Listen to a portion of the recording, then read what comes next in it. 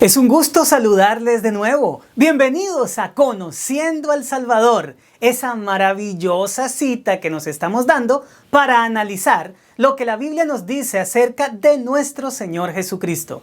Soy su facilitador, Julio César Labrador, y para hoy los invito a revisar las profecías mesiánicas que anunciaban la venida del Redentor a este mundo. Así que nuestra entrega de hoy lleva como título El Salvador Profetizado.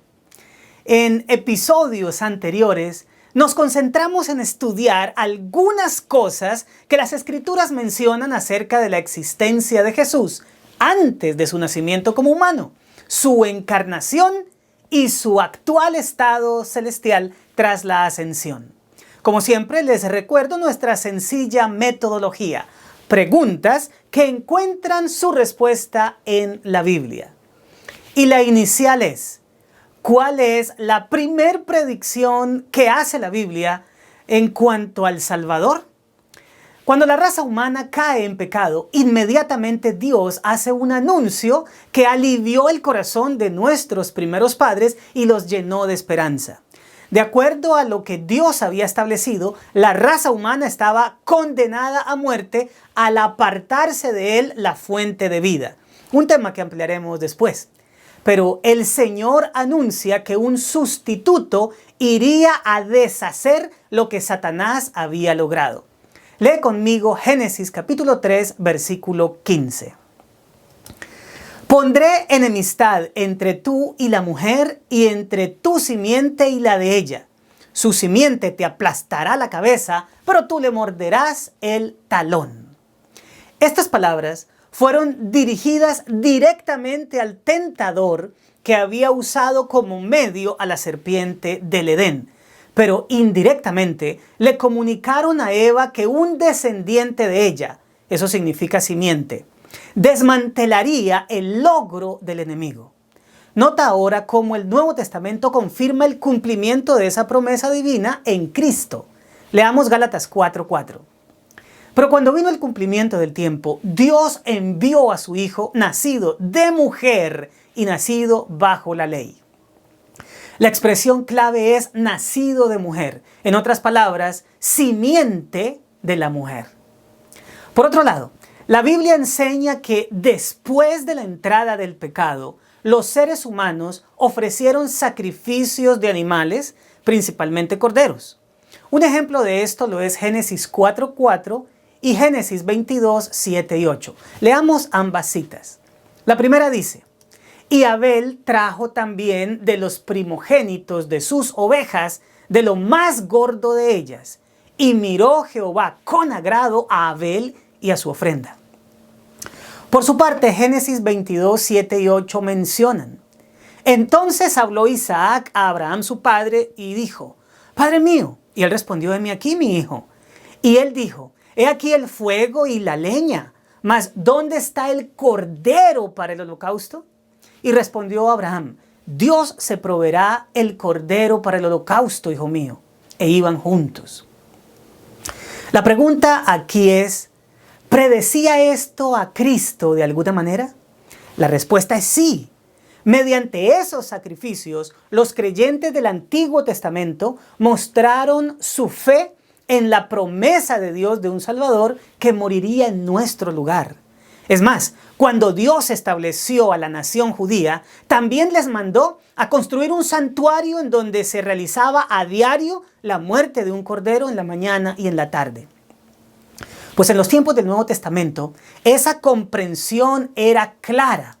Y Juan el Bautista hizo una declaración solemne que marcaría el cumplimiento de esa predicción. Busquemos en la Biblia Juan capítulo 1, versículo 29. El siguiente día vio Juan a Jesús que venía a él y dijo, he aquí el Cordero de Dios que quita el pecado del mundo.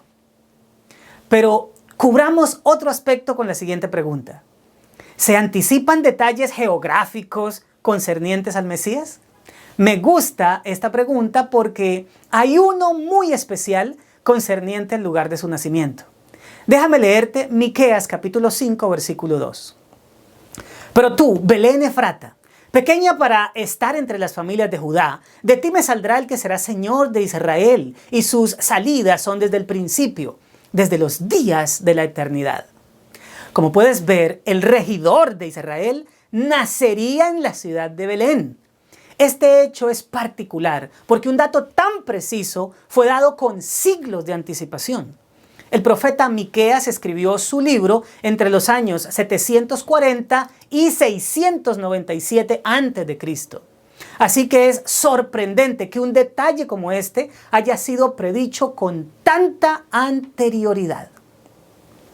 El Nuevo Testamento confirma esto en Lucas capítulo 2, versículos 4 al 7, diciendo: Y José subió de Galilea, de la ciudad de Nazaret, a Judea, a la ciudad de David, que se llama Belén, por cuanto era de la casa y la familia de David, para ser empadronado con María su mujer, desposada con él, la cual estaba encinta. Y aconteció que estando ellos allí, se cumplieron los días del alumbramiento, y dio a luz a su hijo primogénito, y lo envolvió en pañales, y lo acostó en un pesebre, porque no había lugar para ellos en el mesón. La verdad, me da comezón por comentar más cosas sobre este punto, pero debemos pasar a la siguiente profecía. Aquí ya hemos visto que el lugar de su nacimiento fue predicho. Pero la siguiente profecía tiene que ver con su linaje. ¿De qué familia estaba establecido que provendría el Mesías? Aquí tenemos dos detalles clave. El primero está en Génesis 28:14, en el que dice que de la simiente de Abraham todo el planeta sería bendecido. Leamos el texto. Será tu descendencia como el polvo de la tierra, y te extenderás al oriente y al occidente, al norte y al sur, y todas las familias de la tierra serán benditas en ti y en tu simiente. El cumplimiento de eso está descrito en Gálatas 3:16. Ahora bien, dice el apóstol Pablo, a Abraham fueron hechas las promesas y a su simiente. No dice y a las simientes como si hablase de muchos, sino como de uno, y a tu simiente, la cual es Cristo. Qué preciso es Pablo al afirmar esto. Por otro lado, Jeremías capítulo 23 versículo 5 predice que el Mesías nacería del linaje de David. Mira cómo dice la cita. He aquí que vienen días, dice Jehová, en que levantaré a David renuevo justo, y reinará como rey, el cual será dichoso, y hará juicio y justicia en la tierra. La genealogía de Jesucristo en Mateo 1 nos muestra en el verso 6 que efectivamente el Señor provenía de esa línea de sangre davídica. Mateo capítulo 1 versículo 1 dice también: libro de la genealogía de Jesucristo, hijo de David, hijo de Abraham. Para el escritor Mateo era importante demostrar que Jesús cumplía la línea genealógica de estos dos personajes por su connotación mesiánica. Además, el título Hijo de David se lo dieron al Señor Jesús en varias ocasiones, como por ejemplo en Mateo 21:9. Y la gente que iba delante y la que iba detrás aclamaba diciendo: ¡Hosana al Hijo de David! ¡Bendito el que viene en nombre del Señor! ¡Hosana en las alturas! Por otra parte, ¿qué otro dato importante estaba anticipado sobre su nacimiento? Pues uno bastante sorprendente, que nacería de una virgen. Leamos Isaías 7:14. Por tanto, el Señor mismo os dará señal. He aquí la virgen concebirá y dará a luz un hijo y llamará su nombre Emmanuel. Un detalle como ese era definitivamente milagroso. Un ser divino humano, Emmanuel, Dios con nosotros, tendría un nacimiento virginal. Algo que se confirma en Mateo capítulo 1, versículos 18 al 23 de la siguiente manera. El nacimiento de Jesucristo fue así. Estando desposada María su madre con José, antes que se juntasen, se halló que había concebido del Espíritu Santo. José su marido, como era justo y no quería infamarla, quiso dejarla secretamente, y pensando él en esto, he aquí un ángel del Señor se le apareció en sueños y le dijo: José, hijo de David, no temas recibir a María tu mujer, porque lo que en ella es engendrado del Espíritu Santo es, y dará a luz un hijo, y llamarás su nombre Jesús, porque él salvará a su pueblo de sus pecados. Todo esto aconteció para que se cumpliese lo dicho por el Señor por medio del profeta cuando dijo: he aquí una virgen concebirá y dará a luz un hijo, y llamarás su nombre Emmanuel, que traducido es Dios con nosotros. Ahora, ¿qué se predijo de la misión del Mesías? En una entrega anterior habíamos leído Isaías 61, 1 y 2. Pues bien, este texto grafica la misión del Señor con bastante antelación. El verso refiere: el Espíritu de Jehová el Señor está sobre mí, porque me ungió Jehová. Me ha enviado a predicar buenas nuevas a los abatidos, a vendar a los quebrantados de corazón, a publicar libertad a los cautivos y a los presos, apertura de la cárcel. Pues bien, el Señor Jesús leyó ese mismo texto en la sinagoga de Nazaret, declarando que el cumplimiento del rollo profético se estaba realizando en ese mismo momento. Así lo manifiesta el registro bíblico en Lucas 14, 16 al 21. Y se le dio el libro del profeta Isaías. Y habiendo abierto el libro, halló el lugar donde estaba escrito: el Espíritu del Señor está sobre mí, por cuanto me ha ungido para dar buenas nuevas a los pobres. Me ha enviado a sanar a los quebrantados de corazón, a pregonar libertad a los cautivos y vista a los ciegos, a poner en libertad a los oprimidos, a predicar el año agradable del Señor. Y enrollando el libro, lo dio al ministro y se sentó. Y los ojos de todos en la sinagoga estaban fijos en él. Y comenzó a decirles: hoy se ha cumplido esta escritura delante de vosotros. ¿No es grandioso? Pero, ¿cuáles son las predicciones más detalladas de todas que tienen que ver con el Mesías? Posiblemente las más sorprendentes tienen que ver con lo referente a su muerte. Revisemos algunas de ellas. A. El rechazo del Mesías por su nación. Isaías 53, 2 al 4 dice: subirá cual renuevo delante de él y como raíz de tierra seca. No hay parecer en él ni hermosura. Le veremos, mas sin atractivo para que le deseemos. Despreciado y desechado entre los hombres, varón de dolores, experimentado en quebranto.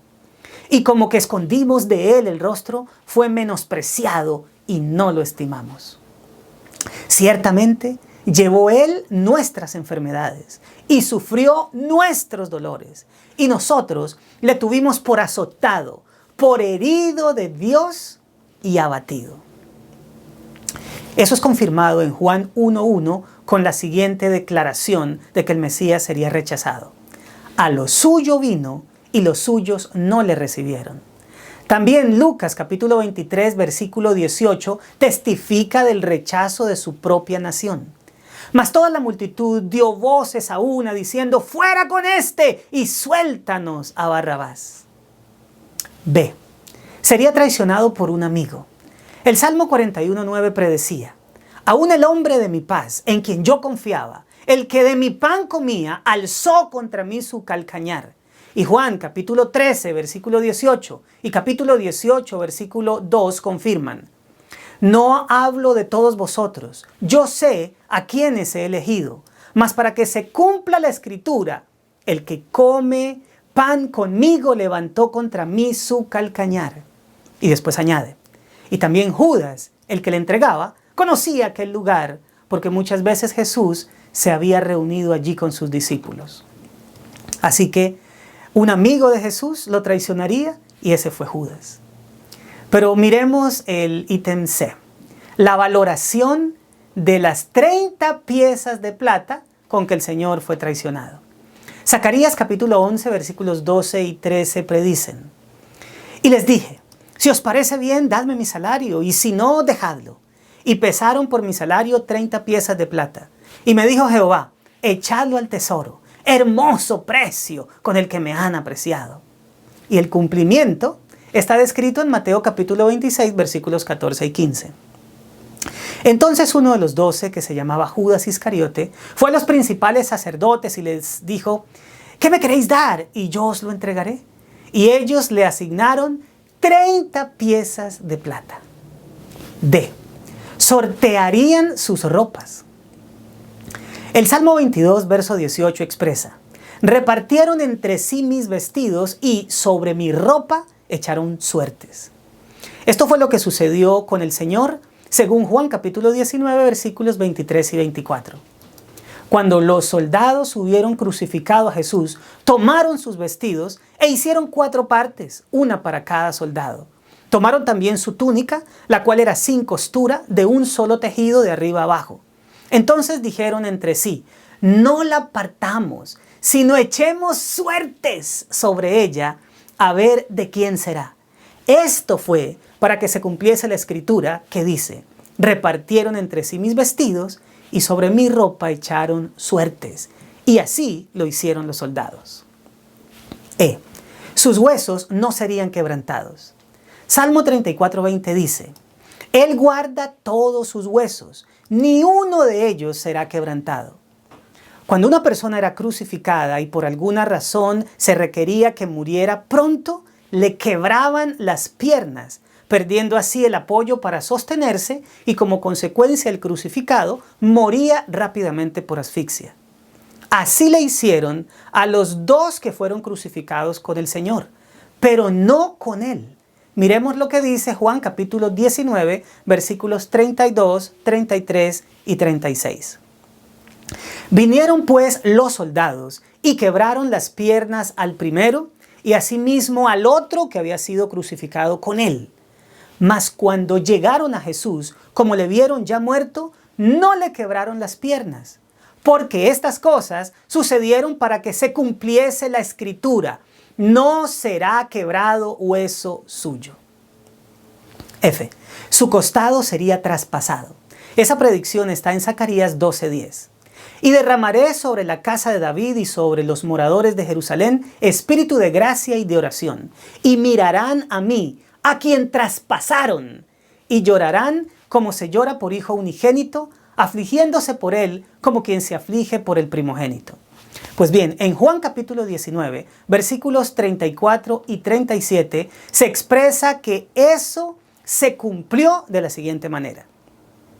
Pero uno de los soldados le abrió el costado con una lanza, y al instante salió sangre y agua. Y también otra escritura dice: mirarán al que traspasaron. G. Su muerte sería expiatoria. Eso significa que moriría por nuestros pecados. Leamos Isaías 53:5. Mas el herido fue por nuestras rebeliones, molido por nuestros pecados. El castigo de nuestra paz fue sobre él, y por su llaga fuimos nosotros curados.